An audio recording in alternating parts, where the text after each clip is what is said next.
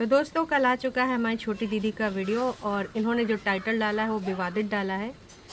सब मुंह क्यों बनाए रहते हैं मेरे ब्लॉग में विंटर कार्निवाल की खुशी। तो बता रही थी बच्चे बड़ा एंजॉय करते हैं। अब सिड कितना एंजॉय कर रहा होगा उस ठंड में आपको पता ही होगा। विगत कई ब्लॉग से सिड की आवाज़ नहीं सुनाई जा रही। वहीं पर कुछ लोगों का कहना है कि भैया सिड बीमार हो चुका है। और कुछ लोग कह रहे हैं कि मामला कुछ और है। सिड की आवाज़ क्यों नहीं सुनाई जा रही, कहीं सिड नानी या मासी के साथ तो नहीं है। तो मुझे तो ऐसा नहीं लगता कि वो नानी मासी के साथ होगा। हाँ, पर बीमार वाला चांस ज़्यादा लगता है, क्योंकि अगर आवाज़ सुनाई देगी, खांसी वासी सुनाई देगी तो लोग इनको कहेंगे कि तुम्हारा इतना घूमना क्या ज़रूरी था छोटे बच्चे को लेकर। और वैसे भी दीदी तौली जाती रहती हैं समय समय पे, तो इसलिए इन्होंने ये काम किया। अब आपको क्या लगता है क्या नहीं लगता, कमेंट करके अपनी प्रतिक्रिया दीजिएगा। दीदी का ये जो वीडियो है टोटल 15 मिनट 46 सेकंड का है। और इसमें ने दीदी जो रीज़न बताई हैं कि मैं अपना वीडियो क्यों प्राइवेट कर देती हूँ। तो उसमें कह रही थी कॉपीराइट आ जाता है, सॉन्ग चल जाते हैं। तो भैया मुझे तो लग रहा था ना कॉपीराइट का बहाना है ना सॉन्ग का बहाना है। कभी ये कोई ऐसी चीज़ दिखा देते हैं जो ये छुपाना चाहते हैं, और अगर वो दिख जाता है तो फिर ये क्या करते हैं, ये प्राइवेट कर देते हैं और फिर उसकी काट छाँट करते हैं। काट छाँट करने के बाद फिर उसको पब्लिक करते हैं। बाकी 2-2 घंटे तुम कॉपीराइट वाला वीडियो तो नहीं चलाओगे, इतना तो कोई बेवकूफ़ नहीं है। काफ़ी देर बाद जैसे कॉपीराइट आता है तो जैसे तुम पब्लिक करो ना, वो आ जाता है तुरंत 5 या 10 मिनट के अंदर ही। आपका भी वीडियो 2 घंटे रहा, बग्गा बग्गी का भी वीडियो 2-3 घंटे रहा है, तो उसके बाद ही ये सारी चीज़ें हुई हैं। तो ये रीज़न तो इन्होंने नहीं बताया कि किस वजह से वीडियो प्राइवेट हुआ था। नकली रीज़न इन्होंने ज़रूर बताया, और वो रीज़न से हम लोग एग्री नहीं करेंगे। सेम रीज़न उसका भी होगा, है ना, कॉपीराइट आने का, इनके भाई और भाभी का। उसने भी वीडियो प्राइवेट कर दी थी। उसने तो देखो हमें पता है वो वाला पार्ट ही गायब कर दिया, जो पार्ट उसका था ना, जिसमें वो मोहतरमा बोल रही थी, दीदियों की सफाई दे रही थी कि हमारा वेलकम हुआ था और वो बिज़ी थी, परमिशन लिया। पहले परमिशन नहीं थी इसलिए हम साथ में ब्लॉगिंग नहीं करते थे। अब दीदी ने परमिशन दे दी है तो हम साथ में ब्लॉगिंग कर सकते हैं। तो ये रीज़न उन्होंने हमें बताया।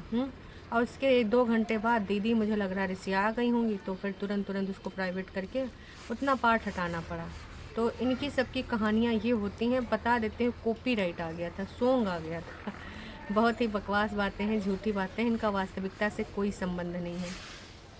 फिर दीदी कह रही थी कि भाई हम जो शिमला में रह रहे थे बड़े मज़े आ रहे थे, बहुत ही अच्छा लग रहा था, एंजॉय कर रहे थे, बच्चे एंजॉय कर रहे थे।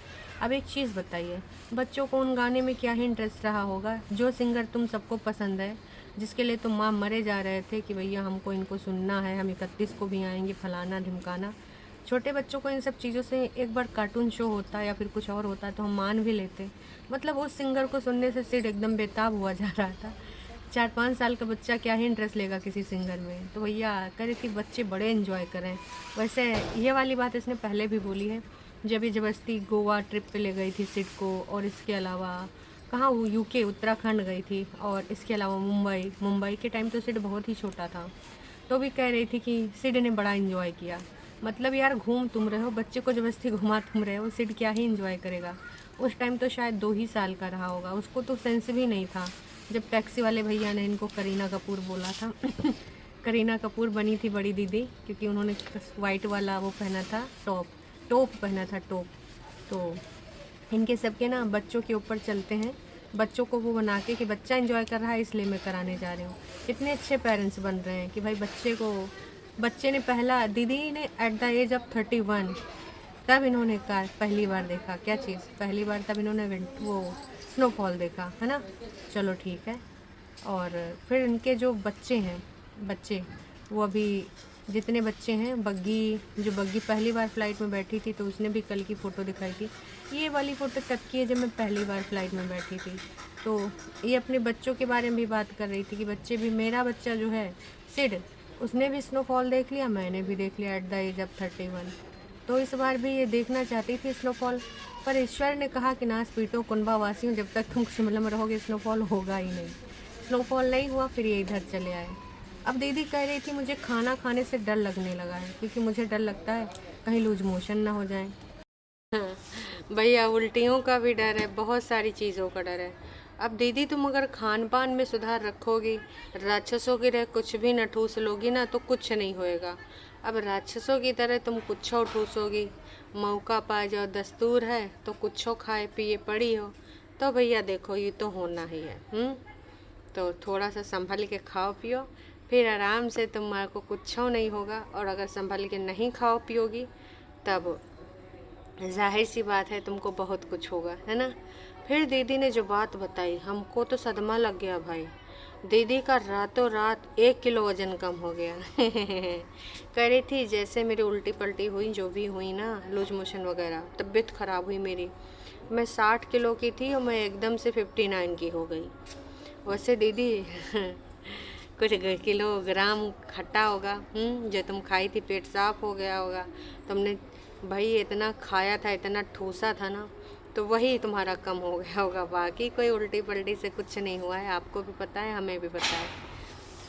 लेकिन तुम्हें अब नहीं मानना है तो तुम ना मानो। ये सारी चीज़ें हैं, पूर्ण रूप से हम भी जानते हैं, आप भी जानते हो। खैर चलो मुद्दे पे आते हैं। तो मुद्दे की बात ये है दोस्तों कि ये जो सारी चीज़ें बता रही थी लगातार, मुझे इतनी हंसी आ रही थी तबीयत को लेकर, कि भगवान से कहा, हे भगवान मेरा ऐसे वेट मत कम करो, हैं, धीरे धीरे कम हो तो सही है। अब सोचो डेली अगर 1 किलो कम हो गया तो कुछ दिनों बाद तो हमारी दीदी गायब हो जाएगी। 59 दिन बाद 59 पे आ गया। वैसे दीदी का टारगेट था दोस्तों नए साल पे 5 किलो वजन कम करना या 52 के आना। सपना सपना ही रह गया। अब तो जनवरी आने वाली है, अब कहाँ से दीदी का वेट कम हो जाएगा। तो दीदी आज तक जो भी वादा करी हैं, किसी भी वादे पे खरी नहीं उतरी है, किसी भी सिंगल वादे को उन्होंने पूरा नहीं किया है। तो मैं फिर इसको क्या समझूं? आप भी क्या समझोगे? कुछ नहीं समझ सकते दोस्तों, क्योंकि भाई वादे जो करे जाते हैं वो निभाए जाते हैं, लेकिन ये लोग भाई साहब नहीं निभाते हैं। बस मुंह से बोल देते हैं और करते नहीं हैं, कोई भी कमिटमेंट पूरा नहीं करते हैं, बोलते ज़रूर हैं।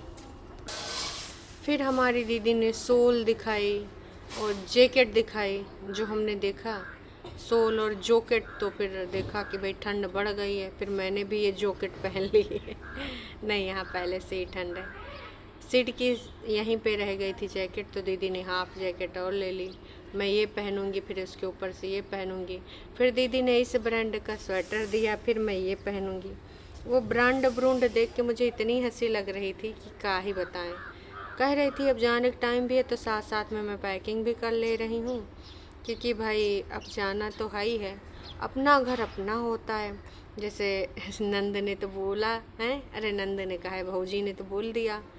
पहले बोल रही थी रौनका सारी वहीं थी, पर अपना ही घर अपना होता है। तो वो तो बहुत कन्फ्यूजन में ऐसी ऐसी बातें बोल रही थी। आधा से ज़्यादा लोग यही बोल रहे हैं कि अपनी नंदों के रंग में रंग चुकी है। और साथ ही में बग्गी की जो रील है भाई, किसी को पसंद नहीं आ रही है। इस प्रकार की रील देख देख के लोग यही है ना कि एकदम व्यथित हो रहे हैं। ऐसे मतलब यार एकदम क्रिंज वाली रील लग रही है। बगौना इंटरेस्ट नहीं ले रहा है और तुम मरी जा रही हो, वैसा वाला निब्बा निब्बी वाली रील लग रही है। एक रील किसी को नहीं पसंद आई। तो थोड़ा अपनी पर्सनालिटी को सूट करता हुआ कंटेंट बनाती मोहतरमा तो ज़्यादा अच्छा था। पर ठीक है, अब क्या ही बोले, जो तुमको बनाना था तुमने बना लिया। ऐसा रील कोनो काम का है नहीं दोस्तों, लेकिन इनको कंटेंट बनाना आजकल, इसको अपने रील वायरल कराने का बड़ा शौक हो गया। तो दिन में 5-10 डाल देती है कि शायद कोई वायरल हो जाए, कोई वायरल हो जाए। फिर दीदी की कुछ और बातें याद आ गई दोस्तों। फिर हमारी दीदी तैयार होती है, सूट पाती है कि हमने ये पा लिया, हमने वो पा लिया, अब चलते हैं, सीधे मिलेंगे। और अपनी रील का भी रेफरेंस दे रही थी। फिर दीदी को याद आया कि मैंने एक रील बनाई थी अपनी भाभी जी के साथ। तो कह रही थी कि वो रील बहुत पसंद आ रही लोगों को, लोगों ने बहुत ही ज़्यादा पसंद किया है वो रील। और वो रील देख देख के मैं एकदम गुदगुदा गई हूँ, एकदम बढ़िया से, हैं, प्यार मोहब्बत के वसीभूत होके। तो भाई साहब वो रील देखना तुम लोग जाके, हम तो ब्लॉक हैं, हम देख नहीं सकते। दीदी कोलैब कर रही हैं अपनी भौजी के साथ, भौजी नंद के साथ, तो हम तो देख नहीं पा रहे हैं। लेकिन जब ये गाड़ी में बैठते हैं तो कहते हैं सब लोग मुंह बंद करो, सब लोग मुंह फुला लो, कोई हंसेगा नहीं। टाइटल के लिए लोगों ने ये हरकतें करनी शुरू कर दी हैं, मुंह बंद कर लो, मुंह फुला लो, कोई हंसेगा नहीं। मुझे तो इतनी हंसी आ रही थी इसकी बकवास करने में। कुछ भी बोले जा रही है, कुछ भी नॉनसेंस चीज़ें, कुछ भी बकवास करने वाली हरकतें, क्या ही बताएं। बनी सुधर जाओ, अच्छा मौका देख के गुजर जाओ, ये कौन हरकतें कर रही हो। फिर कह रही थी कि क्या हुआ बग्गी, तुम्हारा मुंह काहे बना है। बग्गी ऐसे बैठी थी और इधर मम्मी जी, और उधर कह रही थी क्या हुआ, तबीयत खराब हो गई, नज़र लग गई। तो मम्मी जी ने जो उन बोला भाई वो चीज़ तो मुझे भी नहीं अच्छी लगी। मम्मी कह रही थी ठूस ठूस के खाएगी तो तबीयत ना खराब होगी तो क्या होगा। मम्मी जी बोल कौन रहा है, मम्मी जी इधर आओ।